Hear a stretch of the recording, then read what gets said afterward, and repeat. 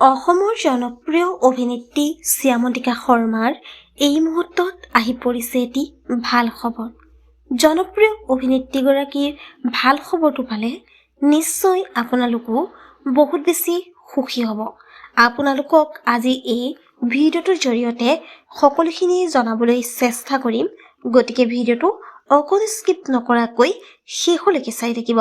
নমস্কাৰ বন্ধু বান্ধৱীসকল, আপোনালোক সকলোকে স্বাগতম জনাইছোঁ মই প্ৰতীক্ষাই SP নিউজ আছামিজৰ অন্য এটি নতুন ভিডিঅ'লৈ আপোনালোকৰ বাবে লৈ আহিছোঁ পুনৰ এটি নতুন ভিডিঅ'টো সকলোৱে আদৰি ল'ব বুলি আশা কৰিলোঁ।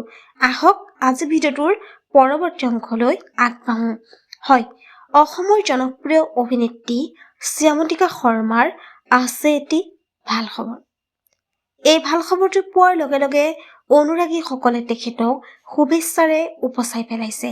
আমিও আমাৰ চেনেলৰ তৰফৰ পৰা জনপ্ৰিয় অভিনেত্ৰী শ্যামন্তিকা শৰ্মালৈ যাচিলোঁ বহুত শুভকামনা আৰু মৰম। পোনপ্ৰথমে এটি কমেণ্ট কৰি জনাব, জনপ্ৰিয় অভিনেত্ৰী শ্যামন্তিকা শৰ্মাক আপোনালোকে কেনে পায়, তেখেতৰ অভিনয় চাই কেনে পায়, নিশ্চয় এটি কমেণ্ট কৰি জনাব। হয়, জানমণি হিচাপে পৰিচিত আমাৰ সকলোৱে মৰমৰ অসমৰ জনপ্ৰিয় অভিনেত্ৰী শ্যামন্তিকা শৰ্মা।